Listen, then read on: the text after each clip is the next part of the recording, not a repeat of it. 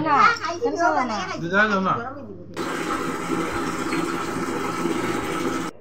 Guys, good morning guys. আজকে হচ্ছে Sunday, তো আমি আজকে ঘুরে গেছি। দেখো আমার বড় এখনও ঘুমাচ্ছে আর আমি ঝটপট করে স্নান টান করে নিলাম। ঝটপট করে নয়, আজকে এখন সকাল বাজে 7টা। আর যেহেতু আমি আজকে অনেকই লেট করে ঘুম থেকে উঠেছি, কারণ আজকে হচ্ছে সানডে, তার জন্য আর কি। আজকে হচ্ছে সানডে, ভাবলাম হচ্ছে ঘরে একটু খাসটা একটু সেরে নিই, কেননা পুজো তো এসে গেছে।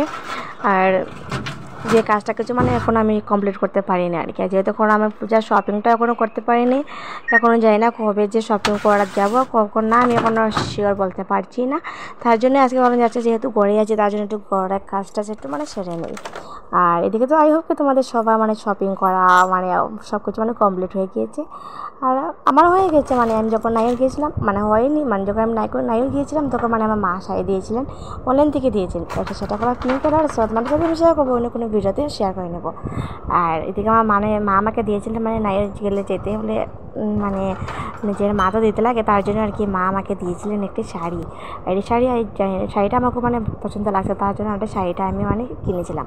আর এদিকে আমি আজকে ভাবলাম একটু কাজ টাজ সেরে নিই। এইদিকে আমার ননদ এসে বললো যে বৌদি তুমি কী করছো? আমি বলছিলাম যে আমি একটু কাজটা সেরছি। আর এই যে গড়ির যে কতটি গিফট উঠেছিলো, পুরো 4টে গড়ি। একটি আমি দেবীকে দিয়ে দিয়েছিলাম, আর একটি খুব সুন্দর, এটি দেখো কয়েকটি করে উঠেছে, কয়েকটি এটা গিফট আর কি, গিফটের মধ্যে আর কি এটা উঠেছে আর কি। এটা আমি আমার শোকেজের মধ্যে রেখে দিয়েছিলাম। আর আজকে যেহেতু অনেকে ধুলা পড়ে গিয়েছিলো ঘরের মধ্যে, ভাবলাম একটু পরিষ্কার করে নেই।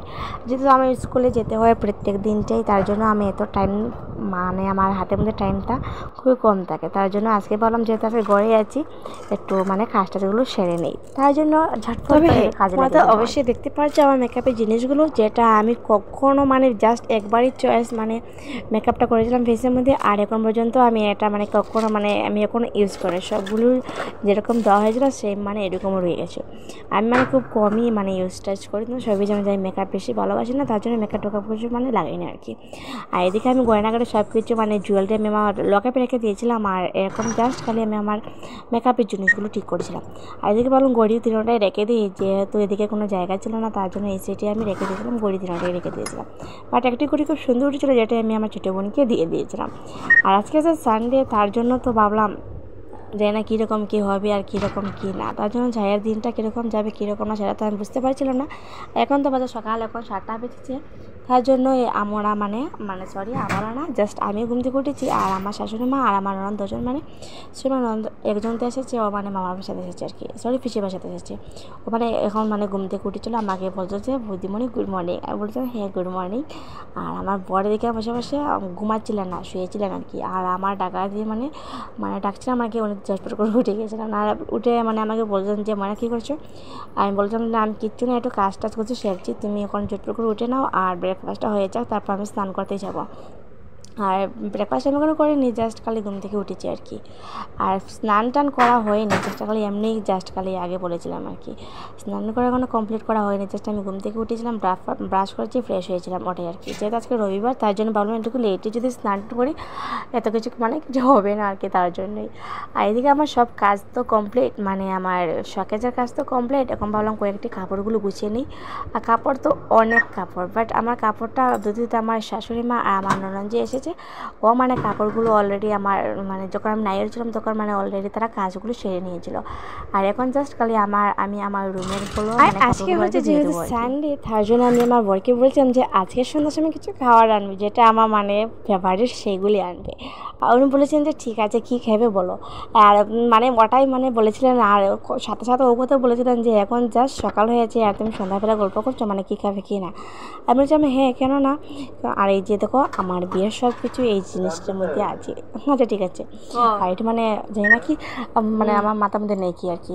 আর তবে এইদিকে তো আমার ওই দেখো ঠাকুরটা, এই ঠাকুরটা কামাখ্যা বাসার থেকে কামাখ্যা বাড়ি থেকে আনা হয়েছে, জানি না কে দিয়েছে আর কে না। আমি আমার শ্বশুর যখন আমি এসেছিলাম তখনই দেখেছিলাম আর কি। আর এখন আমি এসে গেলাম রান্নাঘরে, বলতে বলতে শুধু রান্নাঘরে মুখে ঠিক আছে। তখন আমি ছোট্ট করে এসে গেলাম বাথরুমে, বাথরুমে কাপড়গুলো দিয়ে এবার ছোট্ট করে নিই। কতগুলি কাপড় দেখতে পাচ্ছ, সবগুলো আবার একা যেতে হবে। একটা বলতে আমার শাশুড়ি মা আর আমার ননদ দিয়েছিল, দেখে আমি সুইচটা একটু অন করে নিলাম, যেহেতু একটু সুন্দর লাগবে, গ্লো একটু লাগবে বাথরুমের মধ্যে, তার জন্য একটু লাইটটা একটু অন করে নিয়েছিলাম।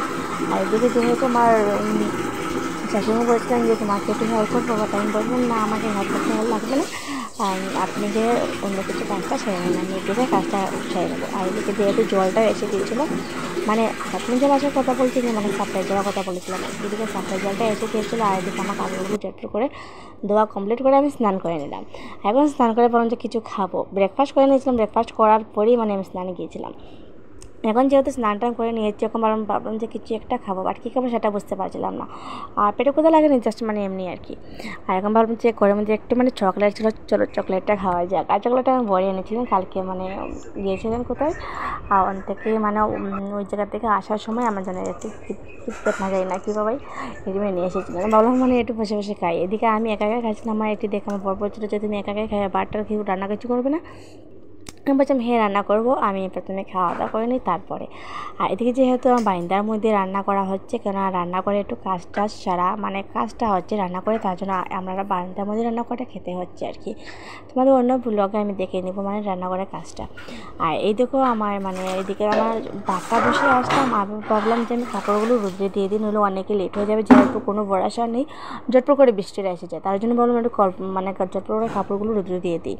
এদিকে আমার বলেছেন যে উনি রোদ্রে দেওয়ার জন্য, বাট আমি না করে দিয়েছি। আমি যে না আমি আমার দেবো, আমি যেহেতু আজকে সানডে আর কি, আমি ঘরেই আছি, আমি সব কাজ সেরে নেবো।